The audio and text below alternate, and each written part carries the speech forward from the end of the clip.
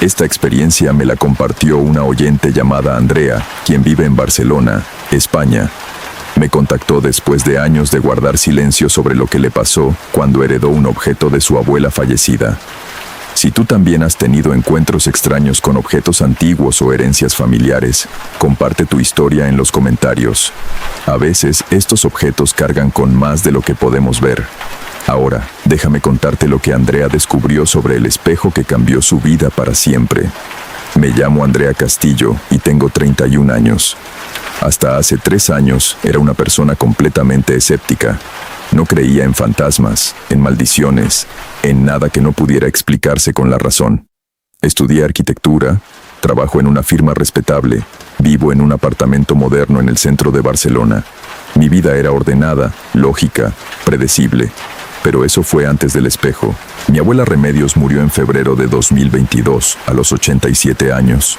Había vivido toda su vida en un pueblo pequeño de Teruel, en una casa antigua que había pertenecido a su familia durante generaciones. Yo la visitaba 2 o 3 veces al año, y aunque la quería mucho, siempre sentía algo extraño en esa casa. Era oscura, con techos altos y habitaciones llenas de muebles antiguos que olían a naftalina y tiempo. Cuando murió, mi madre y mis tías se encargaron de vaciar la casa para venderla. Me pidieron que fuera a ayudar, pero justo en esas fechas tenía una presentación importante en el trabajo que no podía posponer. Así que me quedé en Barcelona mientras ellas hacían el trabajo pesado. Una semana después del funeral, mi madre apareció en mi apartamento con varias cajas. Tu abuela dejó instrucciones específicas en su testamento, me dijo mientras entraba. Hay ciertas cosas que quería que tuvieras tú. Abrimos las cajas juntas. Había joyas antiguas, algunas fotografías en blanco y negro, libros encuadernados en cuero, y al final, envuelto en una tela roja desgastada, un espejo. Era un espejo de mano, del tipo que las mujeres usaban hace un siglo. El marco era de plata tarnished, con diseños elaborados de flores y hojas entrelazadas. El mango era largo, también de plata, con una empuñadura de marfil amarillento por el tiempo. El espejo en sí era de un cristal grueso, ligeramente oscurecido en los bordes.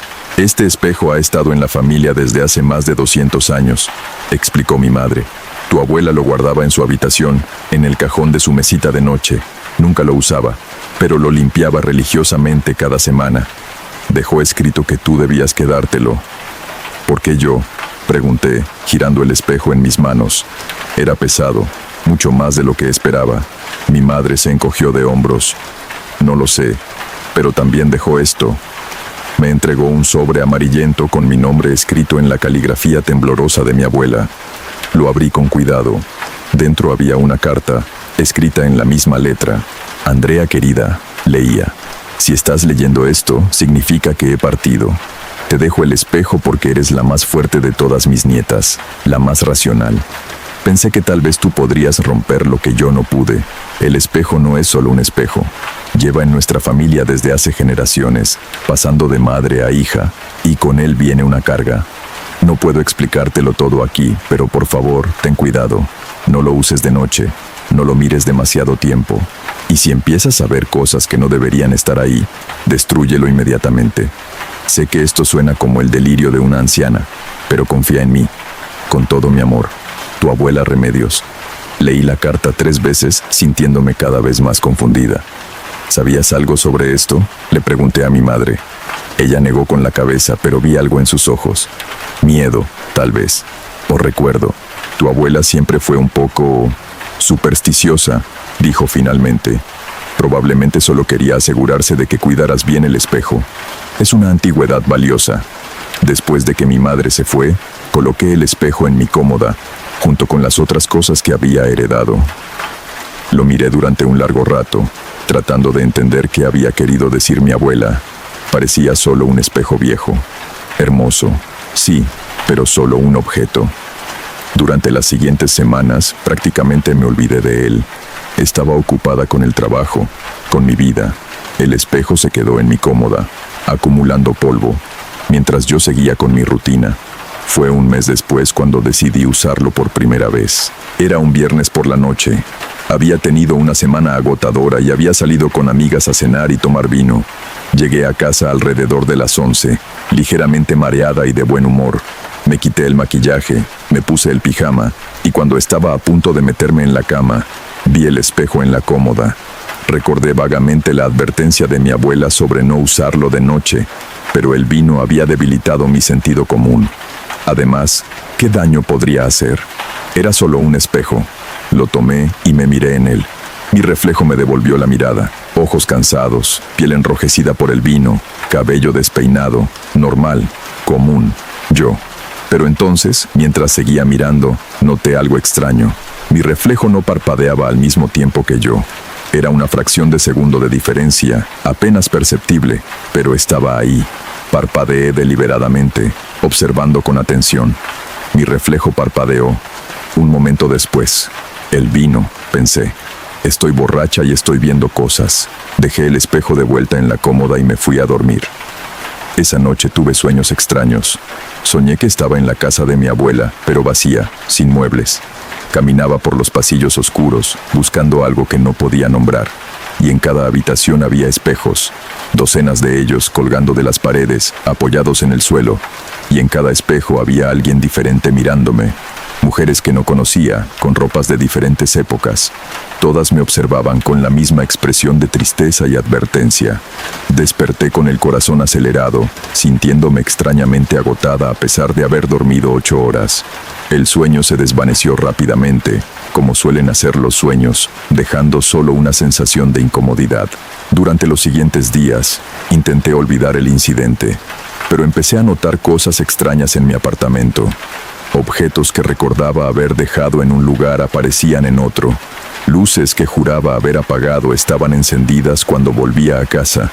Sonidos durante la noche, como pasos suaves o puertas que se cerraban, aunque vivía sola en un tercer piso y no había corrientes de aire. Una semana después del incidente con el espejo, llegué a casa del trabajo y encontré algo perturbador. El espejo, que había dejado sobre la cómoda, estaba ahora en mi mesita de noche, apoyado contra la lámpara, orientado hacia mi cama. Me quedé parada en el umbral de mi habitación, con el pulso acelerado. Vivía sola. Nadie más tenía llaves de mi apartamento. ¿Cómo había llegado el espejo ahí? Con manos temblorosas, lo tomé y lo llevé de vuelta a la cómoda. Esta vez, lo puse boca abajo, con el espejo contra la madera. Estoy siendo ridícula, me dije en voz alta. Probablemente lo moví yo misma sin darme cuenta, pero sabía que no era cierto. Esa noche, decidí investigar. Busqué en internet información sobre espejos antiguos, maldiciones, objetos encantados. La mayoría de lo que encontré eran tonterías, sitios web sensacionalistas y supersticiones sin fundamento. Pero había algo que aparecía repetidamente. La idea de que los espejos podían actuar como portales, puertas entre nuestro mundo y otros planos de existencia.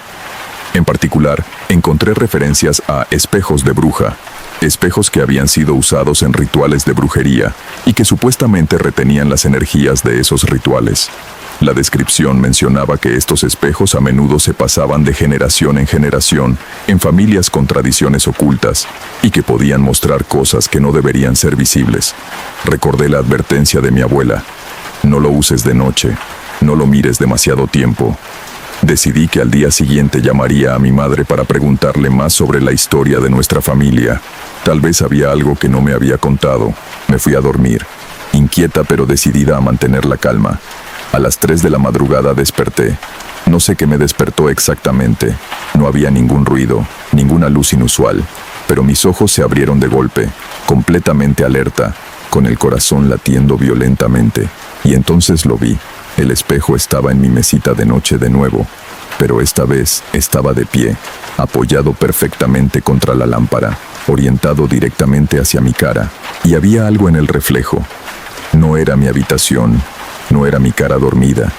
En el espejo veía una habitación diferente, oscura, con paredes de piedra, iluminada solo por velas, y en el centro de esa habitación había una mujer. Era joven, tal vez de 20 años, con cabello negro largo y ojos oscuros que me miraban directamente. Llevaba un vestido de época, del siglo XVIII o XIX quizás, y estaba llorando. Mientras la observaba, paralizada por el miedo, la mujer en el espejo levantó una mano y la presionó contra el cristal, como si intentara atravesarlo. Su boca se movió, formando palabras que no podía escuchar. Entonces, lentamente, comenzó a sonreír. Pero no era una sonrisa feliz, era una sonrisa terrible, desesperada, como la de alguien que ha perdido toda esperanza. Grité y salté de la cama, alejándome del espejo. Encendí todas las luces de mi habitación. Con el corazón en la garganta, me obligué a mirar el espejo de nuevo. Ahora solo mostraba mi habitación, vacía, normal, solo un reflejo ordinario. Pero sabía lo que había visto. No había sido un sueño, no había sido mi imaginación. Tomé el espejo, lo envolví en una toalla y lo metí en el fondo de mi armario. Luego empujé una maleta pesada contra la puerta del armario. No era lógico, lo sabía, pero necesitaba poner barreras entre ese objeto y yo. No dormí el resto de la noche. A la mañana siguiente, llamé a mi madre. Necesito saber la verdad sobre el espejo, le dije sin preámbulos, y sobre nuestra familia. Abuela me advirtió sobre él, y están pasando cosas extrañas. Necesito saber qué es ese espejo realmente. Hubo un largo silencio del otro lado de la línea. Andrea, dijo finalmente mi madre, con voz tensa. No quería asustarte. Pensé que tal vez contigo sería diferente, que al ser tan escéptica, tan racional, el espejo no te afectaría. ¿Afectarme cómo? Mamá, ¿qué está pasando? Escuché a mi madre suspirar profundamente. El espejo perteneció originalmente a una antepasada nuestra, hace más de 200 años. Se llamaba Isabel Castillo. Era una bruja, Andrea, una verdadera bruja. Vivió en un tiempo cuando ser acusada de brujería significaba la hoguera, así que practicaba en secreto. Ese espejo era su herramienta más poderosa. Mamá, eso no puede ser real. Déjame terminar, interrumpió mi madre. Isabel usó ese espejo para ver el futuro, para comunicarse con los muertos, para hacer rituales.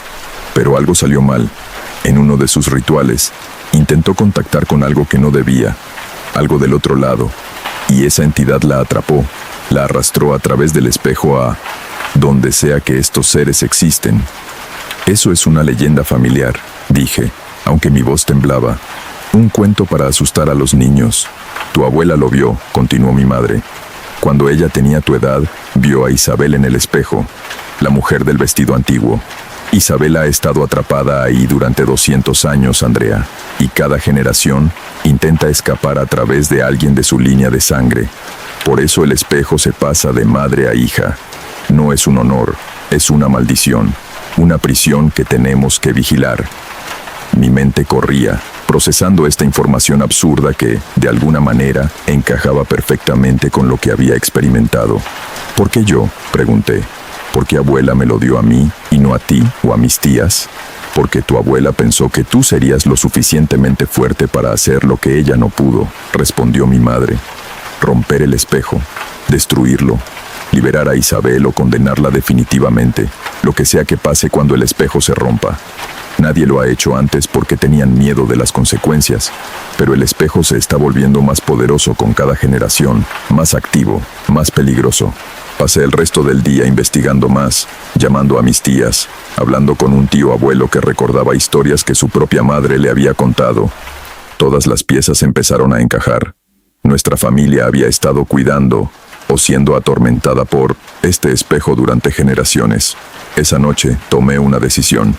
Iba a romper el espejo. Saqué el espejo del armario y lo desenvolví.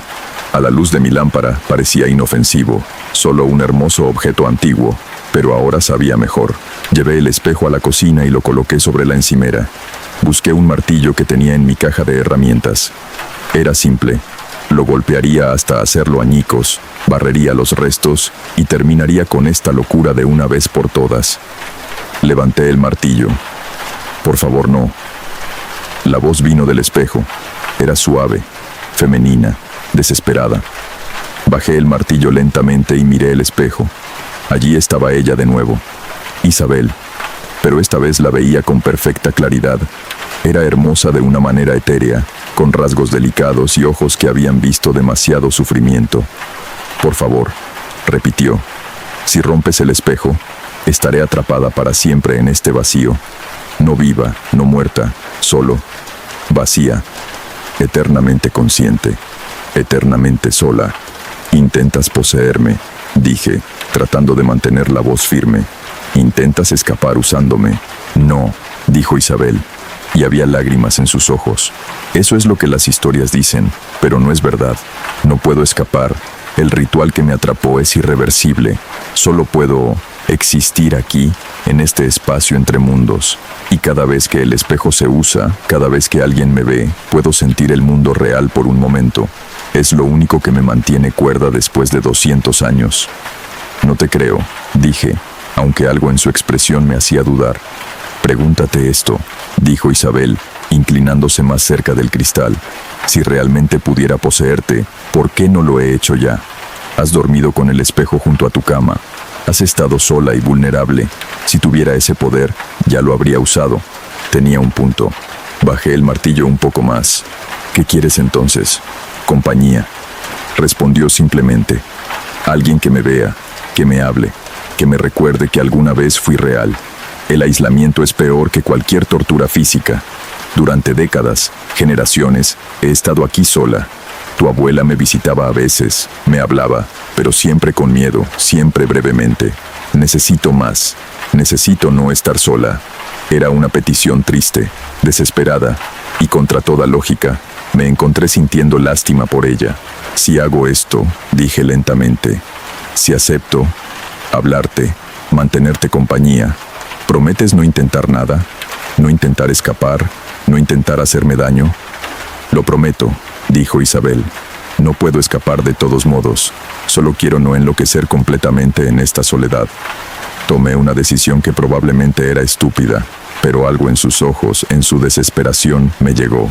Está bien, dije, pero con condiciones. El espejo se queda en un lugar específico. No se mueve solo por la noche. No me asustas. No intentas nada extraño. Solo conversaciones. Isabel asintió vigorosamente, y por primera vez vi esperanza real en su rostro. Durante las siguientes semanas desarrollamos una rutina extraña. Cada noche antes de dormir, me sentaba frente al espejo y hablábamos. Le contaba sobre mi vida, sobre el mundo moderno que era tan diferente del que ella conocía. Le hablaba de tecnología, de política, de cultura. Ella escuchaba fascinada, haciendo preguntas, maravillándose de cómo había cambiado todo. A cambio, ella me contaba sobre su vida, sobre cómo había sido crecer en el siglo XVIII, sobre los rituales que había aprendido de su propia abuela, sobre el terrible error que había cometido cuando intentó contactar con una entidad más allá de su comprensión. Fui arrogante, me dijo una noche. Pensé que era más poderosa de lo que era. Quería probar que podía controlar fuerzas que nadie más podía, y pagué el precio último. Empecé a llevar el espejo conmigo a todas partes. Lo ponía en mi escritorio mientras trabajaba. Lo llevaba a la sala de estar cuando veía televisión. Isabel se convirtió en mi compañera constante, mi amiga extraña e imposible. Mis colegas empezaban a notar cambios en mí. Hablaba sola a veces, distraída. Me reía de chistes que nadie más había hecho. Pero me sentía feliz, menos sola de lo que había estado en años. Pasaron 3 meses así. 3 meses de una amistad que desafiaba toda lógica y razón. Pero entonces empecé a notar algo preocupante. Estaba durmiendo cada vez menos. Me despertaba cansada sin importar cuántas horas había dormido. Y mis sueños, cuando los tenía, siempre eran sobre la habitación oscura donde Isabel estaba atrapada. Una noche, me desperté y me encontré de pie frente al espejo, aunque no recordaba haberme levantado. Isabel me miraba desde el otro lado, y había algo diferente en su expresión, algo hambriento. «Andrea», dijo, y su voz sonaba más fuerte que nunca, más real.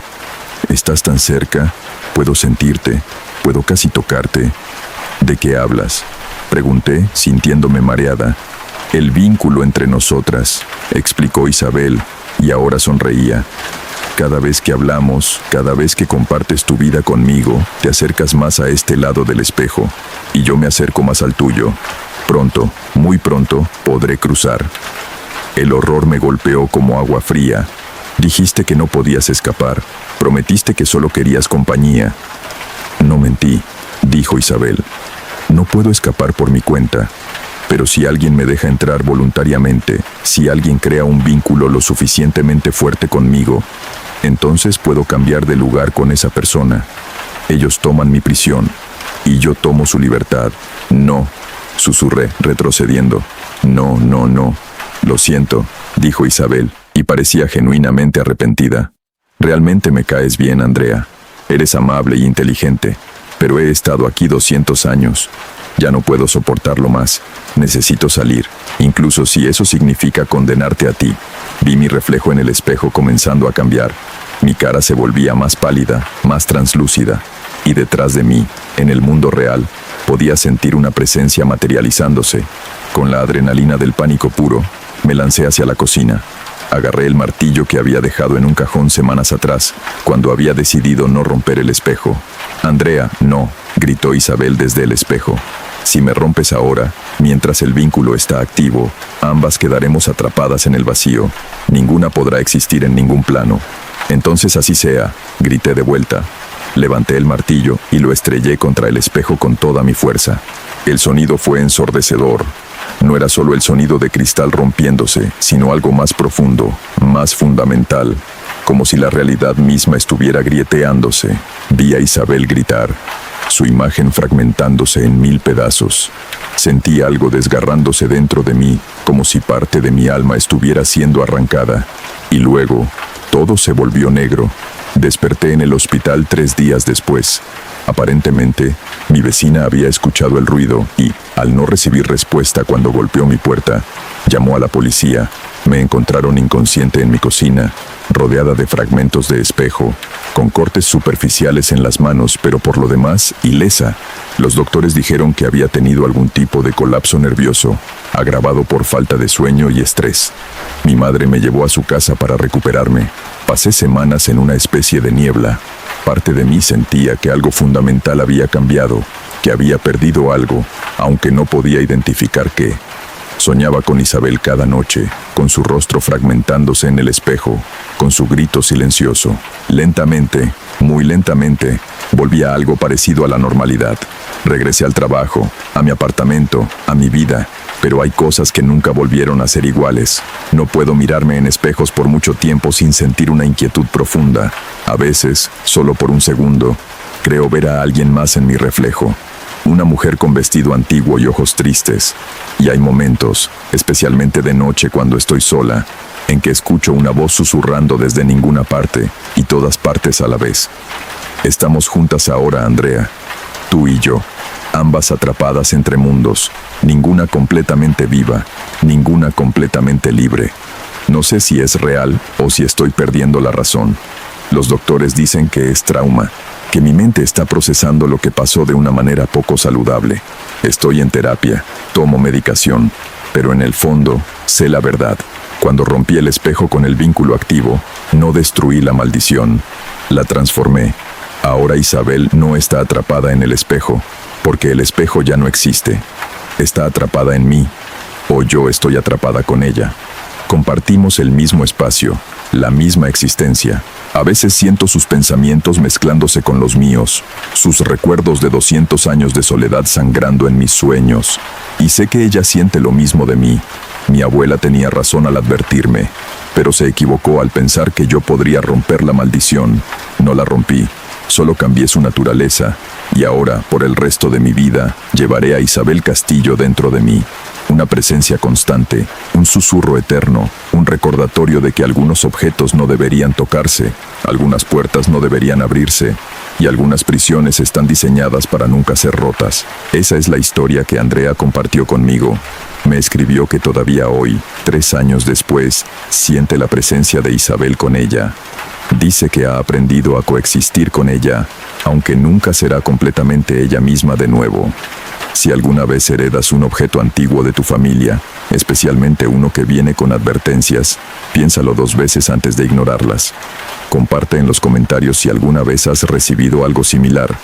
Y recuerda, no todas las prisiones tienen barrotes visibles. Que descanses bien, nos vemos en la próxima.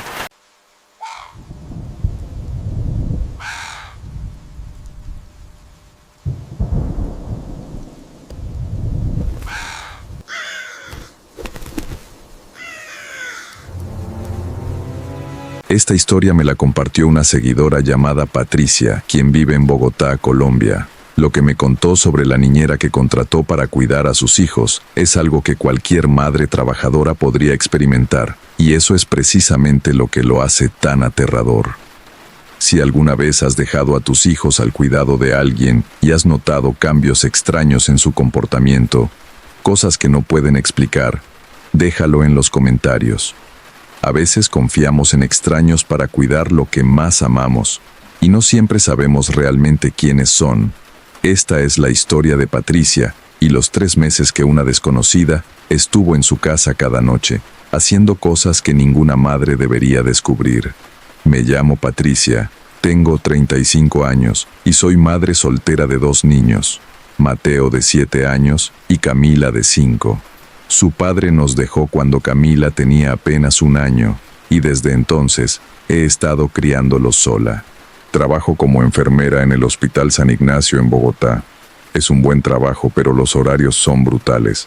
El año pasado me asignaron permanentemente al turno nocturno, de 10 de la noche a 6 de la mañana, 4 noches por semana. El problema era obvio. ¿Quién cuidaría a mis hijos durante esas noches?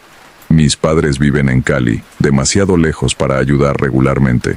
No tenía familia cercana en Bogotá. Las guarderías nocturnas son carísimas y la mayoría no aceptan niños para quedarse toda la noche. Necesitaba desesperadamente una niñera nocturna, alguien confiable que viniera a mi apartamento a las 9:30 de la noche, se quedara con los niños mientras dormían y se fuera cuando yo regresara a las 6:30 de la mañana. Publiqué anuncios en grupos de Facebook, en páginas de empleos, pedí referencias. Entrevisté a 7 personas durante 2 semanas. Ninguna me convenció. Algunas pedían demasiado dinero, otras no tenían experiencia. Una me dio muy mala espina durante la entrevista.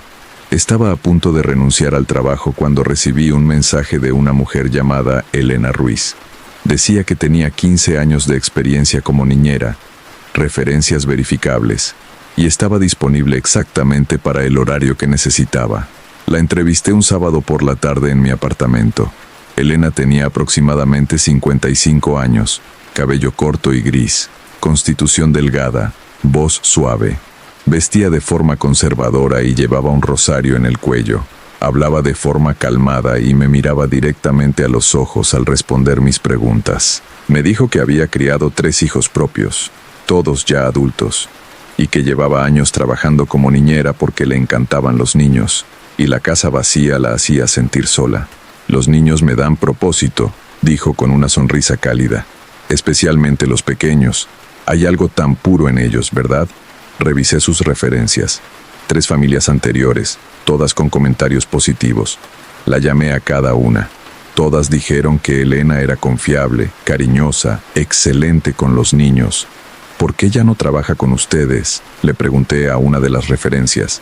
Nuestros hijos crecieron y ya no necesitaban niñera. Pero si tuviéramos otro bebé, la contrataría inmediatamente. Eso me convenció. Le ofrecí el trabajo a Elena. Ella aceptó. Comenzó la semana siguiente. Los primeros días fueron perfectos. Yo llegaba a casa a las 6:30 de la mañana y encontraba todo en orden. Los niños dormidos en sus camas, la casa limpia. Elena se iba con una sonrisa, diciéndome que todo había estado tranquilo. Mateo y Camila no se quejaban, de hecho, parecían contentos. La señora Elena es simpática, decía Mateo. Nos lee cuentos antes de dormir. Después de 2 semanas, empecé a relajarme. Finalmente había encontrado a alguien confiable. Podía concentrarme en mi trabajo sin preocuparme constantemente por mis hijos. Pero entonces empecé a notar cosas pequeñas. Detalles que al principio ignoré. Los juguetes de los niños aparecían en lugares donde no deberían estar. Juguetes que estaban guardados en sus habitaciones aparecían en la sala, o en la cocina, o en el baño. ¿Por qué sus juguetes están por toda la casa?, le pregunté a Mateo una mañana. Él se encogió de hombros. La señora Elena dice que es bueno que los juguetes exploren la casa de noche. ¿Exploren? Sí. Dice que los juguetes están vivos de noche cuando nosotros dormimos, y ella los ayuda a explorar. Era extraño. pero pensé que era solo una forma creativa de mantener entretenidos a los niños antes de dormir. Nada alarmante. Luego empecé a notar que mis cosas se movían también. Pequeñas cosas. Un libro que dejaba en la mesa de noche aparecía en la sala. Mis llaves del auto, que siempre dejaba en el gancho junto a la puerta, aparecían en la cocina. Al principio pensé que era yo, que las movía sin darme cuenta por el cansancio. Trabajar de noche desordena tu sentido del tiempo y la memoria. Pero entonces encontré algo que no podía explicar. Era un miércoles por la mañana. Llegué a casa después de un turno particularmente agotador. Elena ya se había ido. Los niños dormían. Fui a mi habitación a cambiarme de ropa. En mi buró, junto a la cama, había una fotografía mía de cuando era niña. Una foto que llevaba años guardada en una caja en el fondo de mi closet. Era de cuando tenía como 8 años, en el jardín de la casa de mis padres. ¿Por qué estaba ahí? Yo no la había sacado, y no había razón para que Elena entrara a mi habitación. Los niños dormían en sus propios cuartos. Le mandé un mensaje a Elena. Encontré una foto mía de niña en mi buró. ¿Entraste a mi habitación anoche? Su respuesta llegó media hora después. Sí, disculpa. Camila despertó pidiendo agua y escuché un ruido en tu cuarto. Entré a revisar que todo estuviera bien. Vi la foto en el piso. Tal vez se cayó de algún lugar y la puse en el buró para que no se dañara. Espero no haber sido invasiva. La explicación tenía sentido, pero algo me incomodaba. Esa foto había estado en una caja cerrada. No podía simplemente caerse. Esa noche, antes de irme al trabajo, revisé mi habitación. Puse la foto de regreso en la caja, cerré la caja y la puse en el estante superior del closet. También cerré la puerta del closet. A la mañana siguiente, cuando regresé, la foto estaba de nuevo en mi buró. La caja seguía en el estante, cerrada, pero la foto había sido removida y puesta en el mismo lugar que el día anterior. Esta vez no le escribí a Elena. Decidí instalar una cámara. Compré una cámara de seguridad pequeña, de esas que se conectan por Wi-Fi y puedes ver desde tu teléfono. La instalé en mi habitación, escondida en el estante, apuntando hacia mi cama y el buró. Esa noche desde el hospital observé la transmisión en vivo durante mis descansos. A las 11:30 de la noche, Elena entró a mi habitación, abrió mi closet, sacó la caja, sacó la foto. La observó durante casi 5 minutos, solo mirándola fijamente. Luego la puso cuidadosamente en el buró, guardó la caja y salió de la habitación. Mi corazón latía rápido. ¿Por qué haría eso? ¿Por qué estaba obsesionada con esa foto mía de niña? Decidí confrontarla. A la mañana siguiente, cuando llegué a casa, Elena estaba preparándose para irse. Elena, necesitamos hablar. Claro, ¿pasa algo? ¿Por qué sigues sacando mi foto de niña? Te vi en la cámara anoche. Su expresión no cambió. No pareció sorprendida ni avergonzada. Solo sonrió suavemente. Es una foto hermosa. Eras una niña muy especial. ¿Cómo sabes que era especial? No me conocías de niña. Puedo verlo en la foto. Los niños especiales tienen una luz. Tú la tenías. Tus hijos también la tienen. Elena, con todo respeto, es muy inapropiado que entres a mi habitación y saques mis cosas. Por favor, no vuelvas a hacerlo. Por supuesto, lo siento mucho, no volverá a pasar. Pero sí volvió a pasar.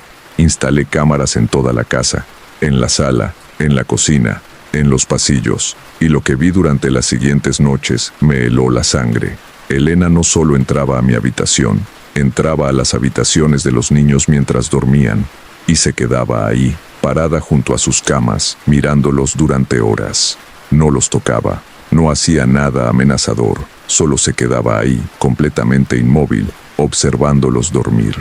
A veces murmuraba algo que no podía escuchar claramente en las grabaciones. Una noche la vi hacer algo que me hizo querer vomitar. Entró a la habitación de Camila. Se inclinó sobre la cama, muy cerca de la cara de mi hija dormida, y solo se quedó ahí, respirando, su cara a centímetros de la de Camila, durante casi 30 minutos. Iba a despedirla inmediatamente. Pero entonces recordé algo que Mateo había mencionado casualmente unos días antes. La señora Elena dice que nos cuida incluso cuando estamos dormidos, que nos protege de las cosas malas. ¿Qué cosas malas? Decidí hablar con mis hijos antes de tomar acción. Mateo, cariño, ¿la señora Elena hace algo raro cuando están dormidos? No sé, estoy dormido. Pero cuando despiertas, ¿notas algo diferente? Él pensó por un momento. A veces despierto y siento que alguien me estaba mirando, pero cuando abro los ojos no hay nadie. ¿Te da miedo? No. La señora Elena dice que ella siempre está cuidándonos, que incluso si no la vemos, ella está ahí. Le hice la misma pregunta a Camila. O sea, ¿te gusta la señora Elena, amor? Sí, es simpática, pero a veces me da un poco de miedo. ¿Por qué te da miedo? Porque a veces cuando me despierto en la noche, ella está parada en la puerta de mi cuarto, solo mirando. Y cuando me ve despierta, sonríe y dice, «Vuelve a dormir, mi niña». Y yo vuelvo a dormir. Mi estómago se retorció. Esto era más que raro. Esto era profundamente perturbador. Esa noche decidí no ir al trabajo. Llamé diciendo que estaba enferma. No le avisé a Elena. Quería ver qué hacía cuando pensaba que yo no estaba. Elena llegó a las 9:30 como siempre. Yo estaba escondida en mi habitación con la puerta apenas entreabierta, desde donde podía ver parte del pasillo. Escuché a Elena poner a los niños en la cama alrededor de las 10. Les leyó un cuento, todo normal. Luego escuché sus pasos en el pasillo. Se detuvo frente a la habitación de Mateo. Entró. La puerta se cerró. Esperé 10 minutos. Luego me acerqué silenciosamente y miré por la rendija de la puerta. Elena estaba parada junto a la cama de Mateo, pero no solo mirándolo. Tenía su teléfono en la mano, tomando fotos. Foto tras foto de mi hijo dormido, desde diferentes ángulos. Abrí la puerta de golpe. ¿Qué demonios estás haciendo? Elena se giró, con el teléfono todavía en la mano. No pareció asustada, solo molesta por haber sido interrumpida. Patricia, pensé que estabas trabajando. ¿Por qué estás tomando fotos de mi hijo? Son solo recuerdos. Los niños crecen tan rápido. Quería tener recuerdos. Son mis hijos. No puedes tomar fotos de ellos sin mi permiso. Dame ese teléfono. No. La forma en que dijo no fue escalofriante, firme, final, como si ella tuviera algún derecho sobre mis hijos. Dame el teléfono ahora o llamo a la policía. No vas a hacer eso. ¿Qué? ¿No vas a llamar a la policía porque sabes que soy la única niñera que has encontrado que tus hijos toleran? Porque sabes que necesitas este trabajo, porque sabes que no tienes otras opciones. Su voz era todavía suave, pero había algo debajo, algo frío, algo amenazante. Mateo se despertó con nuestras voces. «Mamá, ¿qué pasa?» «Todo está bien, mi amor. Vuelve a dormir». Elena sonrió. «Sí, Mateo, todo está bien. Tu mamá solo está un poco confundida. Sal de mi casa, ahora, como quieras». Elena caminó lentamente hacia la salida, todavía sosteniendo su teléfono. Antes de cruzar la puerta, se giró. «Eres una mala madre, ¿lo sabías? Dejarlos solos tantas noches. Ellos necesitan a alguien que realmente los cuide, alguien que realmente los ame, alguien como yo». Y se fue. Inmediatamente cerré con llave todas las puertas y ventanas. Revisé a ambos niños. Estaban bien físicamente, asustados por la confrontación, pero bien. No dormí esa noche. Me quedé despierta, vigilando, esperando. ¿Que volviera? A la mañana siguiente fui a la policía. Les mostré los videos de las cámaras, les conté sobre las fotos. ¿Le dio permiso de cuidar a sus hijos?, preguntó el oficial. Sí, pero ¿alguna vez la vio tocar inapropiadamente a sus hijos? No, pero ¿alguna vez amenazó directamente a usted o a sus hijos? Bueno, no directamente, pero el tono. Señora, entiendo su preocupación, pero técnicamente ella no ha cometido ningún crimen. Observar a los niños que está cuidando no es ilegal. Tomar fotos, aunque inapropiado, no es ilegal si tenía acceso autorizado a la casa. Lo mejor que puede hacer es simplemente no volverla a contratar. Pero, ¿y si regresa? ¿Y si intenta algo? ¿Ella sabe dónde vive? Obviamente, trabajaba en mi casa. Bueno, si ella regresa sin ser invitada, eso sería allanamiento. Ahí sí podríamos actuar. Pero por ahora nuestras manos están atadas. Me sentí impotente, frustrada, asustada. Contraté a otra niñera. Esta vez, una agencia profesional con verificación de antecedentes. Era más cara, pero valía la pena la tranquilidad mental. 2 semanas pasaron sin incidentes. Los niños se ajustaron a la nueva niñera. Yo empecé a relajarme de nuevo, pero entonces Camila comenzó a decir cosas extrañas. Mami, la señora Elena vino a visitarme anoche. ¿Qué? No, cariño. La señora Elena ya no viene. Tenemos a la señora Mónica ahora. Pero ella vino. La vi en mi ventana. ¿En tu ventana? Cariño, estamos en un segundo piso. Nadie puede estar en tu ventana. Pero ella estaba ahí, tocando el vidrio, sonriendo, diciendo, déjame entrar, mi niña. Mi sangre se congeló. Revisé la ventana de Camila. Estaba cerrada y el seguro puesto. Pero cuando miré afuera, había marcas de dedos, en el exterior del vidrio, como si alguien hubiera trepado hasta el segundo piso y tocado la ventana. Llamé a un cerrajero ese mismo día. Instaló rejas de seguridad en todas las ventanas de las habitaciones de los niños. También instalé sensores de movimiento en el perímetro del edificio. Una semana después, los sensores se activaron a las 2:30 de la mañana. Mi teléfono me alertó. Revisé las cámaras exteriores que había instalado. Había alguien parado en el jardín, mirando hacia las ventanas del segundo piso, mirando específicamente hacia la ventana de Camila. Era Elena, solo parada ahí, mirando, no intentando entrar, solo mirando. Llamé a la policía inmediatamente. Llegaron en 15 minutos. Para cuando llegaron, Elena se había ido, pero las cámaras la habían grabado claramente. Esta vez pudieron hacer algo. Le dieron una orden de alejamiento. Si se acercaba a menos de 200 metros de mi casa o de mis hijos, sería arrestada. Pensé que eso sería suficiente. No lo fue. 2 días después, cuando recogí a Mateo de la escuela, su maestra me llamó aparte. Patricia, algo extraño pasó hoy. Una mujer mayor vino preguntando por Mateo. Dijo que era su abuela. Obviamente no le dejamos acercarse sin verificar con usted primero, pero cuando le pedimos identificación, se fue rápidamente. ¿Cómo se veía? 50 y tantos, cabello gris corto, llevaba un rosario.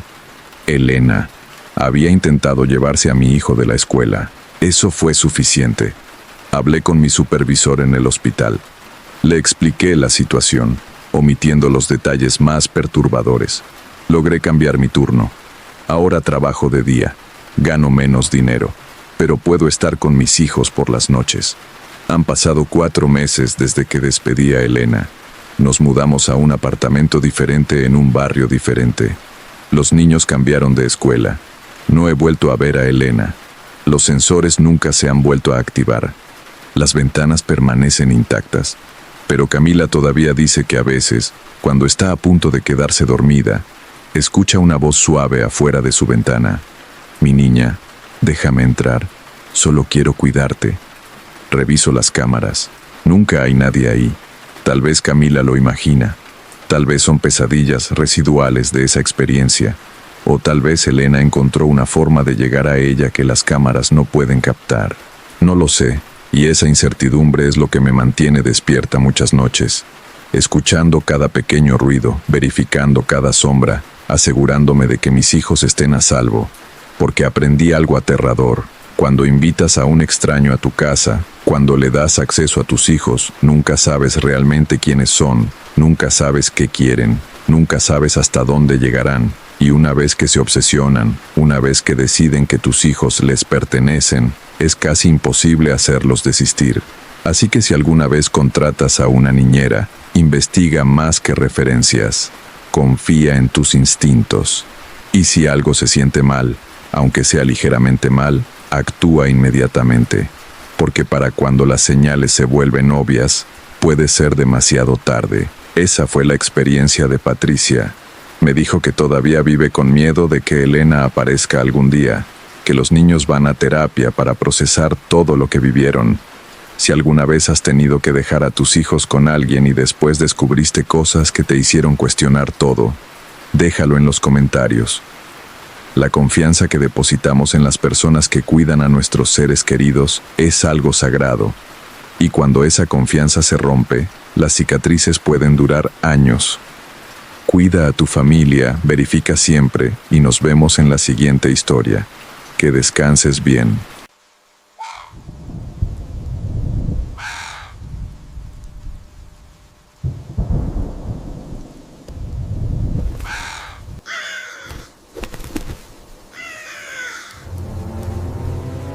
Recibí este testimonio de una oyente llamada Carolina, quien vive en un pueblo pequeño cerca de Guadalajara.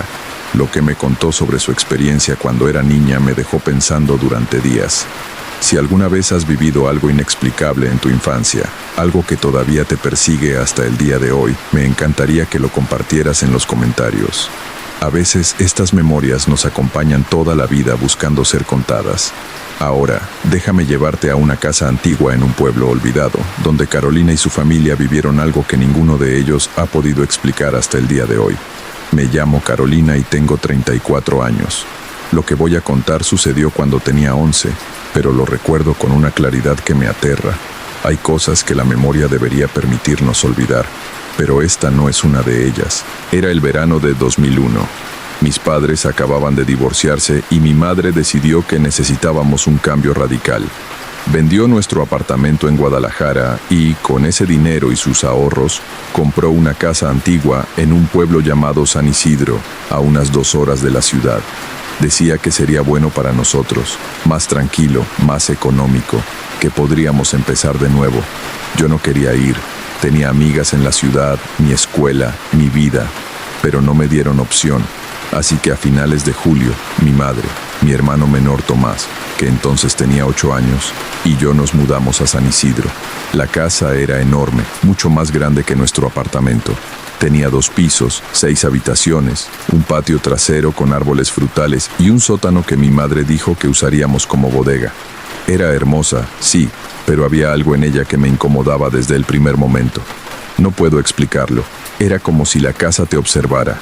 Lo que más me llamó la atención fueron los espejos. Había espejos por todas partes. En cada habitación, en cada pasillo, algunos pequeños, otros enormes que iban del piso al techo. Espejos antiguos con marcos ornamentados, dorados, plateados, algunos de madera tallada. Cuando pregunté a mi madre por qué había tantos, ella se encogió de hombros. Los dueños anteriores debían gustarles los espejos. Son hermosos, ¿no crees? Decorativos. Hacen que la casa se vea más grande, pero a mí no me gustaban. Había algo perturbador en ver tu reflejo constantemente, en cada esquina a la que volteabas. Los primeros días fueron caóticos. Desempacar, acomodar muebles, limpiar el polvo acumulado.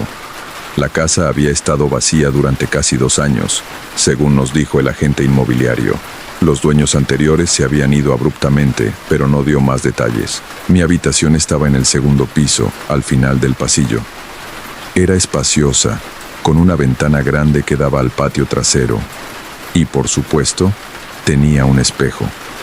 Un espejo antiguo de marco dorado que cubría casi toda la pared frente a mi cama. Le pedí a mi madre que lo quitara. «¿Por qué? Es precioso», dijo ella. «No me gusta. Me da miedo». «Carolina, no seas ridícula. Es solo un espejo, pero está justo frente a mi cama. No quiero verme cuando me despierte». Mi madre suspiró, cansada. «Está bien. Lo cubriremos con una sábana si tanto te molesta, pero no lo vamos a quitar. Está fijo a la pared y probablemente dañaríamos el yeso». Esa noche, colgamos una sábana blanca sobre el espejo. Quedó cubierto completamente. Me sentí un poco mejor. La primera semana fue extrañamente tranquila. Exploramos el pueblo, conocimos a los vecinos, compramos lo necesario para la casa. Tomás parecía adaptarse bien. Yo extrañaba mi vida anterior, pero intentaba hacer el esfuerzo. Todo cambió la 8ª noche. Me desperté sin razón aparente. Era tarde, pasada la medianoche según el reloj en mi mesita de noche. La casa estaba en completo silencio. Me quedé acostada, mirando el techo, preguntándome qué me había despertado. Entonces lo noté. La sábana que cubría el espejo estaba en el suelo. Me senté en la cama, con el corazón latiéndome más rápido. Debió haberse caído, pensé. Estaba mal colgada. Eso es todo. Pero mientras miraba el espejo ahora descubierto, vi algo que hizo que mi sangre se helara. Mi reflejo no estaba haciendo lo mismo que yo. Yo estaba sentada en la cama, mirando el espejo, pero mi reflejo estaba acostado, de lado, mirándome directamente. Parpadeé, una vez, 2 veces. Mi reflejo no parpadeó, solo me miraba con ojos muy abiertos, sin moverse. Grité. Mi madre llegó corriendo, encendiendo luces en el pasillo.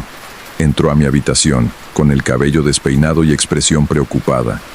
¿Qué pasa? ¿Qué pasa? Señalé el espejo con mano temblorosa. El espejo, mi reflejo estaba... Pero cuando volví a mirar, mi reflejo era normal. Yo sentada en la cama, señalando. Mi madre de pie junto a la puerta. Todo correcto. Carolina, ¿qué te pasa?, preguntó mi madre, acercándose. Yo vi. No sabía cómo explicarlo. Sonaba ridículo incluso en mi mente. La sábana se cayó. Mi madre miró la sábana en el piso. Debió estar mal colgada. Ven, te ayudo a ponerla de nuevo. No quiero cubrirlo. Quiero que lo quites. Carolina, ya hablamos de esto. Por favor. Estaba al borde de las lágrimas. Por favor, mamá. Hay algo mal con ese espejo. Mi madre me miró con esa expresión que usan los adultos cuando piensan que estás siendo irracional, pero no quieren ser duros contigo. Está bien, mañana vemos cómo quitarlo sin dañar la pared. Por esta noche, ¿quieres dormir conmigo? Asentí. Dormí en la habitación de mi madre esa noche, acurrucada contra ella como cuando era pequeña. A la mañana siguiente, mi madre intentó quitar el espejo, pero resultó que estaba pegado a la pared con algún tipo de adhesivo industrial. Incluso llamamos a un vecino que trabajaba en construcción para que nos ayudara. Después de 1 hora de intentos, nos dijo que la única forma de quitarlo sería romperlo, y eso podría ser peligroso además de traer mala suerte, según él. Son 7 años de mala suerte si rompes un espejo, dijo, medio en broma, medio en serio. Mi madre decidió dejarlo, pero me cambió de habitación. Me mudé a una más pequeña al otro lado del pasillo. Esta habitación solo tenía un espejo pequeño sobre el tocador, fácil de cubrir. Pensé que eso resolvería el problema, pero solo lo empeoró, porque si bien yo ya no estaba en la habitación con el espejo grande, la habitación seguía ahí, al otro lado del pasillo. Y por las noches, cuando todo estaba oscuro y en silencio, a veces escuchaba sonidos viniendo de allí, crujidos, como si alguien caminara sobre el piso de madera, susurros, muy bajos, imposibles de entender. Y una vez, una risa, suave, femenina, que se cortó abruptamente. No le dije nada a mi madre, sabía que no me creería, pero Tomás sí me creyó. Una tarde, 2 semanas después de mudarnos, Tomás vino a mi habitación. Se veía asustado. Caro, ¿puedo contarte algo raro? Claro, ¿qué pasa? Se sentó en mi cama, abrazando sus rodillas. A veces veo cosas en los espejos. Se me erizó la piel. ¿Qué tipo de cosas? Personas que no deberían estar ahí. Como ayer, estaba en la sala jugando videojuegos y miré el espejo grande que está sobre la chimenea. Vi a una niña parada detrás del sofá, pero cuando me di la vuelta, no había nadie. ¿Qué aspecto tenía? No sé. Todo pasó muy rápido. Tenía cabello largo oscuro y un vestido blanco, pero cuando volví a mirar el espejo, ya no estaba. ¿Se lo dijiste a mamá? Negó con la cabeza. No me va a creer, va a decir que es mi imaginación. Tenía razón, y lo peor es que yo sabía que no era su imaginación, porque yo también había empezado a ver cosas, sombras que se movían en los reflejos cuando nadie más estaba cerca. Figuras borrosas en los rincones de los espejos que desaparecían cuando las mirabas directamente. Y rostros. Solo por un segundo, una fracción de segundo, aparecía un rostro que no era el tuyo mirándote desde el cristal. Le dije a Tomás que teníamos que ser cuidadosos, que no deberíamos estar solos cerca de los espejos grandes, que si veíamos algo extraño, no deberíamos mirarlo fijamente. ¿Por qué no?, preguntó. No lo sé, solo siento que es lo correcto, pero no seguí mi propio consejo. Fue una noche de viernes, 3 semanas después de mudarnos. Mi madre había salido a cenar con unas amigas nuevas del pueblo. Tomás y yo estábamos solos. Él se había quedado dormido temprano después de ver una película. Yo estaba en la sala, leyendo un libro, intentando ignorar los espejos que me rodeaban. Entonces escuché el piano. La casa tenía un piano viejo en lo que mi madre llamaba la sala de música, un cuarto pequeño en el primer piso que aún no habíamos amueblado completamente. El piano había venido con la casa, desafinado y cubierto de polvo. Las notas eran simples, repetitivas, como si alguien estuviera presionando las mismas teclas una y otra vez. Pling, pling, pling.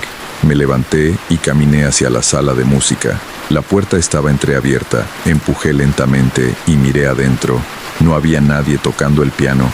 Las teclas se movían solas, hundiéndose y levantándose, produciendo esas notas monótonas. Pling, pling, pling. Debí haberme ido. Debí haber corrido, tomado a Tomás y salido de la casa. Pero la curiosidad, o quizás algo más, me hizo entrar. Había un espejo en esa habitación también, un espejo de cuerpo completo en la esquina. Mientras caminaba hacia el piano, mi reflejo se movió conmigo. Normal. Correcto. Las teclas dejaron de moverse abruptamente. El silencio fue ensordecedor. Y entonces, en el espejo, vi algo que hizo que mi mundo se detuviera. Había alguien de pie detrás de mí en el reflejo. Una niña, como Tomás había descrito. Cabello largo y oscuro, vestido blanco sucio y desgarrado.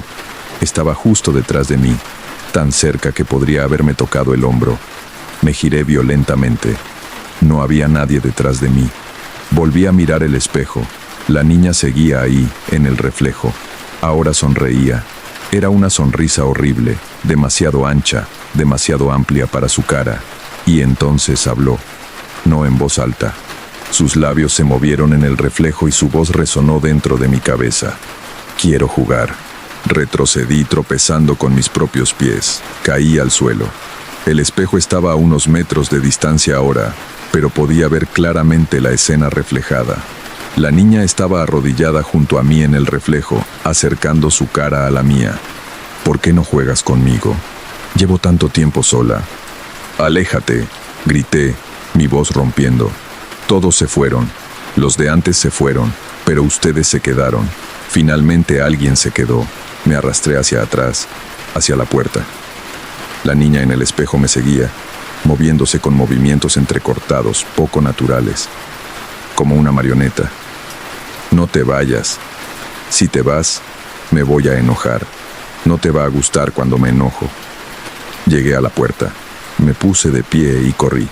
Corrí hacia las escaleras, subí de dos en dos, entré a la habitación de Tomás y cerré la puerta con seguro.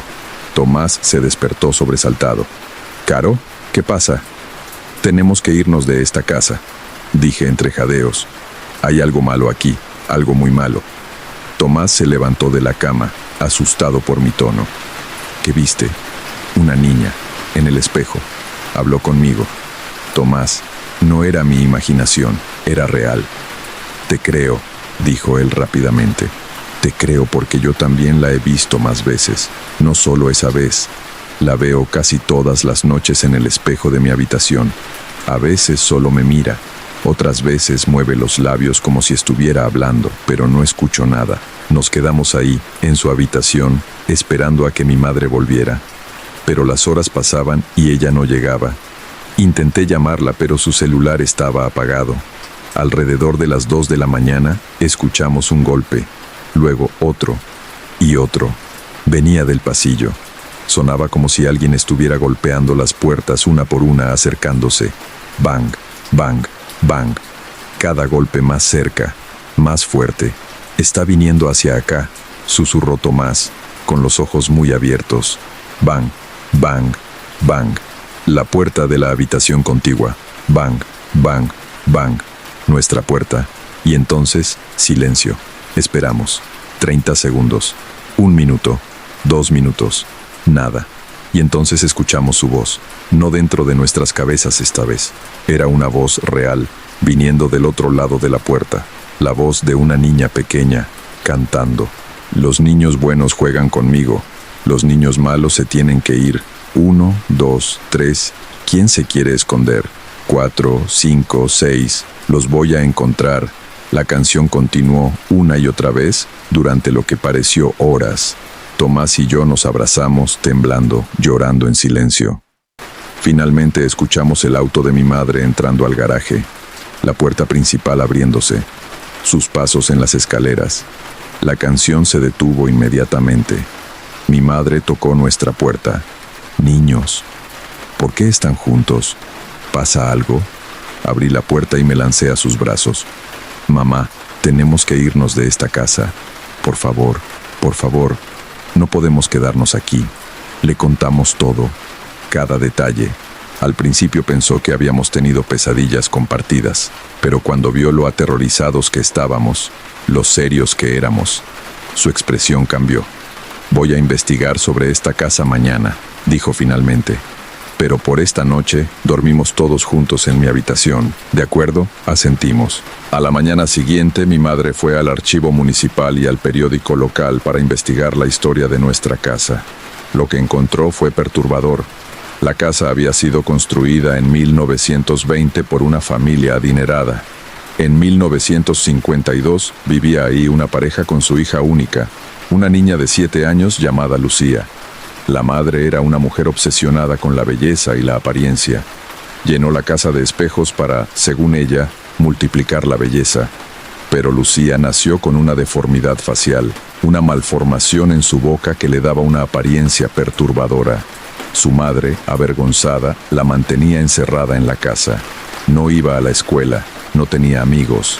Solo estaba ella y los espejos. Los vecinos de la época reportaron que a veces escuchaban a la niña llorando, rogando que la dejaran salir, pero su madre insistía en que todo estaba bien. Una noche de 1959 hubo un incendio en el sótano. Cuando los bomberos llegaron, encontraron a los padres a salvo afuera, pero Lucía seguía adentro, atrapada en su habitación en el segundo piso. Su madre había cerrado la puerta con llave desde afuera. Lucía murió en ese incendio.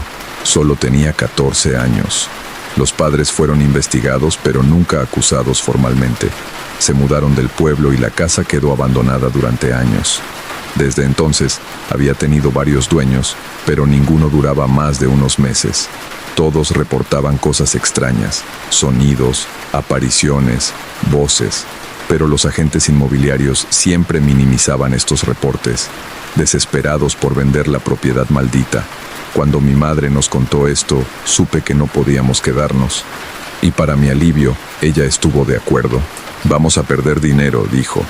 Pero no vale la pena vivir con miedo en tu propia casa.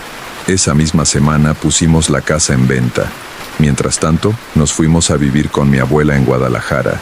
Volvimos a la casa solo una vez más para recoger el resto de nuestras cosas. Fue durante el día, con las luces encendidas y todos los espejos cubiertos con sábanas. Pero mientras empacaba en mi antigua habitación, aquella con el espejo grande que no pudimos quitar, sentí una presencia. Lentamente, levanté la mirada hacia la sábana que cubría el espejo. La sábana se estaba moviendo, como si hubiera una brisa, pero no había ventanas abiertas. Y entonces vi una pequeña protuberancia, como si alguien estuviera presionando desde el otro lado, desde dentro del espejo. Salí de esa habitación y nunca volví a entrar. Eventualmente, después de 6 meses, alguien compró la casa. Una pareja joven sin hijos. Mi madre intentó advertirles, pero pensaron que eran solo supersticiones. No sé qué les pasó. No quiero saberlo. Han pasado 23 años desde entonces. Ahora vivo en Monterrey. Tengo mi propia familia, una vida normal. Pero hay algo que nunca he podido superar: mi relación con los espejos. No tengo ninguno en mi casa, ni uno solo. Mi esposo piensa que es una excentricidad. Mis hijos se quejan a veces, pero yo no puedo. Simplemente no puedo tener espejos a mi alrededor, porque a veces cuando paso frente a una ventana en la noche y veo mi reflejo, o cuando entro a un baño público con grandes espejos, veo algo por el rabillo del ojo. Una niña con cabello oscuro y vestido blanco, parada justo detrás de mí, sonriendo. Y aunque sé que cuando me gire no habrá nadie ahí, esa imagen me persigue, me perseguirá siempre, porque Lucía no quería que nos fuéramos, y creo que una parte de ella nunca me dejó ir. Esa fue la experiencia que Carolina vivió hace más de 2 décadas.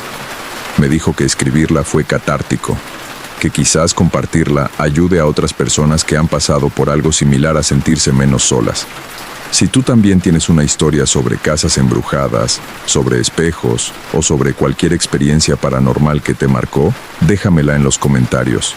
Cada historia merece ser escuchada y respetada. Gracias por acompañarme hasta aquí. Descansa bien y nos escuchamos en la siguiente historia.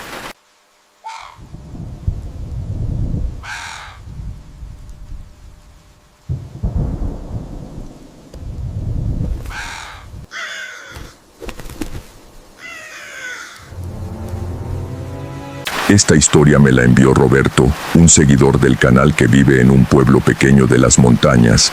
Me escribió hace unas semanas y, honestamente, su relato me dejó sin dormir esa noche. Si tú también has vivido algo inexplicable y quieres que lo comparta aquí, déjamelo en los comentarios o envíamelo directamente. Ahora, déjame contarte lo que le sucedió a Roberto cuando era apenas un niño de 7 años, en una casa que su familia nunca debió haber comprado. Lo que escucharás a continuación involucra algo antiguo, algo que no debería existir, pero que su familia descubrió de la peor manera posible. Tengo 32 años ahora, pero lo que voy a contar sucedió cuando apenas tenía 7. Han pasado 25 años desde entonces, y aún hay noches en las que despierto sudando frío, recordando aquella casa, recordando lo que vivimos allí, recordando lo que mi madre hizo para salvarnos. Todo comenzó cuando mis padres compraron una casa vieja en las afueras del pueblo. Era 1999 y mis padres buscaban algo espacioso y económico. La casa cumplía ambos requisitos con creces. Estaba al final de un camino de tierra, rodeada de árboles antiguos y silencio. Era grande, demasiado grande para una familia de 4 personas. Mis padres, mi hermana mayor Elena, que tenía 12 años, y yo. Recuerdo el día que nos mudamos. Era un sábado de marzo, y el cielo estaba gris, amenazando lluvia. La casa tenía 2 pisos, paredes de piedra gruesas y ventanas pequeñas que dejaban entrar poca luz. Olía a humedad y a algo más, algo que entonces no supe identificar, pero que ahora reconozco como el olor del miedo antiguo, impregnado en las paredes. Mi padre estaba emocionado. Él era carpintero y veía potencial en cada rincón. Mi madre, en cambio, apenas sonreía. La recuerdo parada en el umbral de la puerta principal, mirando hacia el interior con una expresión que entonces no entendí. Ahora sé que era aprensión. Algo en ella ya lo presentía. Los primeros días fueron normales. Bueno, tan normales como pueden ser cuando te mudas a una casa que cruje por las noches y donde cada sombra parece más oscura de lo que debería. Elena y yo compartíamos el cuarto más grande del segundo piso, con 2 camas separadas por un pequeño buró. Nuestras ventanas daban al bosque que rodeaba la propiedad. La primera señal llegó 3 noches después de mudarnos. Yo estaba profundamente dormido cuando me despertó el sonido de pasos. No eran pasos normales, eran lentos, arrastrados, como si quien caminara tuviera dificultad para mover los pies. Venían del pasillo, justo fuera de nuestro cuarto. Me quedé inmóvil bajo las sábanas, con el corazón golpeándome el pecho. Los pasos se detuvieron frente a nuestra puerta. Esperé, conteniendo la respiración. Después de lo que pareció una eternidad, los pasos continuaron, alejándose hacia las escaleras. A la mañana siguiente le pregunté a Elena si había escuchado algo. Ella me miró con los ojos muy abiertos y asintió lentamente. «Los pasos», susurró. «Yo también los escuché», le contamos a mamá durante el desayuno. Papá se rió, diciendo que eran solo los sonidos normales de una casa vieja asentándose. Pero mamá no se rió. Ella apretó su taza de café con ambas manos y nos miró fijamente. «Si escuchan algo por la noche», dijo en voz baja, «no salgan de su cuarto. ¿Me entienden? No salgan por ningún motivo». Su tono nos asustó más que los propios pasos. Durante las siguientes semanas, los pasos se volvieron una constante, siempre a la misma hora, alrededor de las 3 de la madrugada, siempre el mismo patrón. Caminaban por el pasillo, se detenían frente a nuestra puerta y luego bajaban las escaleras. Elena y yo nos acostumbramos a esperarlos, acurrucados juntos en una de las camas, tapándonos los oídos, pero los pasos eran solo el comienzo. Una tarde, mientras jugaba solo en el patio trasero, encontré algo extraño. Detrás del cobertizo de herramientas, había un área donde la hierba no crecía. Era un círculo perfecto de tierra seca, de unos 2 metros de diámetro. En el centro había piedras dispuestas en un patrón que no entendí entonces, pero que ahora sé que era un símbolo de protección o de invocación. Toqué una de las piedras. Estaba fría, incluso bajo el sol de la tarde. En el momento en que mis dedos rozaron su superficie, sentí algo, una presencia, como si alguien hubiera aparecido detrás de mí, observándome. Me di vuelta rápidamente, pero no había nadie, solo los árboles meciéndose con el viento y el cobertizo con su puerta entreabierta. Corrí de vuelta a la casa sin mirar atrás. Esa noche, los pasos sonaron diferentes, más pesados, más decididos. Y esta vez, no se detuvieron frente a nuestra puerta. La manija comenzó a moverse. Elena me agarró la mano con tanta fuerza que dolió. Miramos fijamente la puerta, viendo cómo la manija giraba lentamente, primero hacia un lado, luego hacia el otro. Habíamos cerrado con seguro, pero el seguro era viejo y endeble. «Mamá», susurró Elena, pero su voz no salió. Estaba paralizada de miedo. La manija dejó de moverse. El silencio que siguió fue peor que cualquier sonido.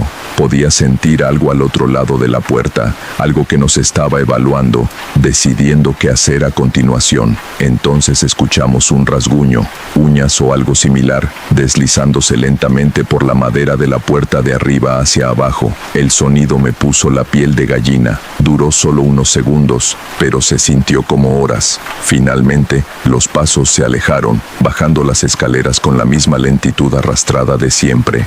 A la mañana siguiente examinamos la puerta. Había marcas, 5 líneas verticales profundas en la madera, como si alguien hubiera arrastrado garras afiladas de arriba hacia abajo. Mi padre las vio y se puso pálido. Esta vez no rió. Esta vez no dijo que eran solo sonidos de una casa vieja. «Voy a poner un cerrojo nuevo», murmuró. «Uno más fuerte». Mi madre no dijo nada. Solo nos miró a Elena y a mí, y en sus ojos vi algo que me aterrorizó más que los pasos o las marcas en la puerta. Vi miedo verdadero. Esa tarde, mientras mi padre trabajaba en instalar el nuevo cerrojo, mi madre me llevó aparte. Me sentó en la cocina y puso frente a mí una taza de chocolate caliente. «Roberto», dijo, usando mi nombre completo, algo que rara vez hacía. «Necesito que me cuentes todo lo que has visto o escuchado, todo, sin importar cuán extraño sea». Le conté sobre el círculo en el patio, sobre las piedras, sobre la sensación de ser observado. Vi cómo su expresión se volvía cada vez más sombría. «¿Tocaste las piedras?», preguntó. Asentí, sintiéndome culpable sin saber por qué. Mi madre cerró los ojos y respiró profundo. «Tu abuela me enseñó cosas», dijo finalmente.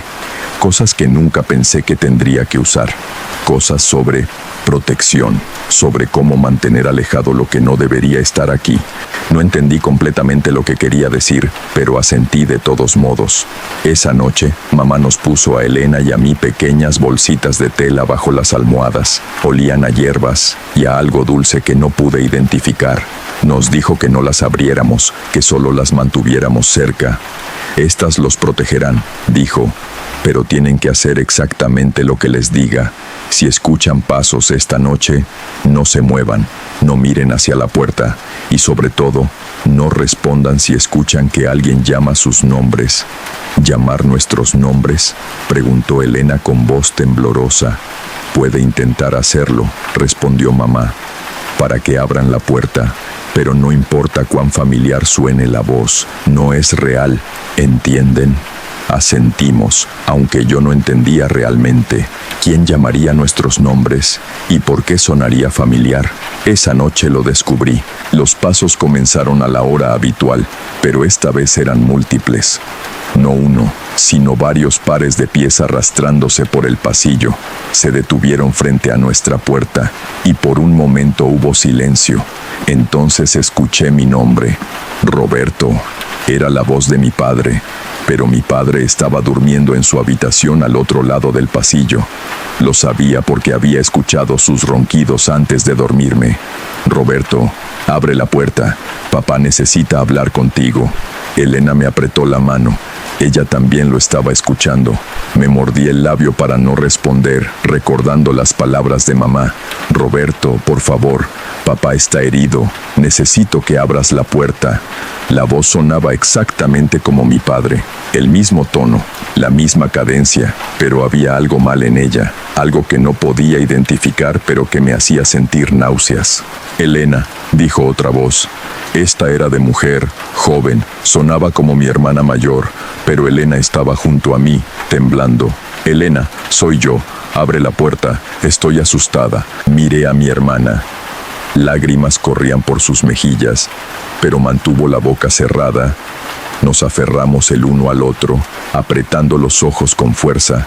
Las voces continuaron durante lo que pareció horas, alternando entre nuestros nombres, suplicando, ordenando, amenazando sutilmente, pero nunca abrimos la puerta, nunca respondimos. Finalmente, justo antes del amanecer, todo quedó en silencio. A la mañana siguiente, mi madre nos encontró dormidos en la misma cama, aún agarrados de las manos. Nos despertó suavemente y nos llevó a la cocina. Mi padre ya estaba allí, luciendo como si no hubiera dormido. Tenemos que irnos, dijo mi madre. No podemos quedarnos aquí. No podemos, respondió mi padre. Acabamos de comprar esta casa. Gastamos todos nuestros ahorros. No tenemos a dónde ir. Entonces yo arreglaré esto, dijo mi madre con una determinación que nunca le había escuchado. Pero necesito que me dejen hacerlo a mi manera, sin preguntas. Mi padre la miró durante un largo momento, luego asintió lentamente. Durante los siguientes 3 días, mi madre nos envió a Elena y a mí a quedarnos con mi tía en el pueblo. No nos dijo qué iba a hacer, solo que cuando regresáramos, todo estaría mejor. Cuando finalmente volvimos a casa, algo había cambiado. No podía verlo exactamente, pero podía sentirlo. El aire era diferente. La casa ya no se sentía tan pesada, tan opresiva. Mi madre lucía exhausta. Tenía ojeras profundas y sus manos temblaban ligeramente, pero sonrió cuando nos vio y nos abrazó con fuerza. Ya está, dijo. Ahora están a salvo. Esa noche, por primera vez desde que nos mudamos, no escuchamos pasos. Pasaron semanas, luego meses. La casa se sentía normal. Podíamos dormir sin miedo. Los pasillos ya no se sentían amenazantes. Incluso el círculo de piedras en el patio trasero había desaparecido. Mi padre lo había cubierto con tierra fresca y había plantado flores encima. Yo empezaba a olvidar, como solo un niño puede hacerlo. Pero una noche, unos 6 meses después, me desperté sediento y bajé a la cocina por agua. Era tarde, probablemente las 2 de la madrugada. Encontré a mi madre sentada a oscuras en la mesa de la cocina, con una taza de té frío entre sus manos. Tenía la mirada perdida, fija en la ventana que daba al patio trasero. «¿Mamá?», susurré. Ella se sobresaltó, luego me vio y forzó una sonrisa. «¿Qué haces despierto, cariño?». Tenía sed. Me acerqué a ella. «¿Estás bien?». Ella me miró durante un largo momento, como si estuviera decidiendo qué decir. «Ven aquí», dijo finalmente, palmeando su regazo. Me senté en sus piernas como hacía cuando era más pequeño. Ella me abrazó y apoyó su barbilla en mi cabeza. «¿Recuerdas lo que pasaba antes?», preguntó suavemente. «¿Los pasos? ¿Las voces?». Asentí, sintiendo un escalofrío recorrer mi espalda. «Tu abuela me enseñó muchas cosas», continuó. «Me enseñó sobre las protecciones, sobre las hierbas, sobre los rituales antiguos, pero también me enseñó sobre los pactos». «¿Pactos?», pregunté. «A veces», dijo lentamente, «cuando algo oscuro se aferra a un lugar, la única manera de quitarlo es negociar, ofrecerle algo a cambio de que se vaya». Sentí como su corazón latía contra mi espalda, rápido y pesado. «¿Qué le ofreciste?», susurré. Mi madre no respondió de inmediato. Cuando lo hizo, su voz era apenas audible. «Tiempo», dijo. «Le ofrecí mi tiempo, 20 años de mi vida a cambio de que los dejara a ustedes en paz.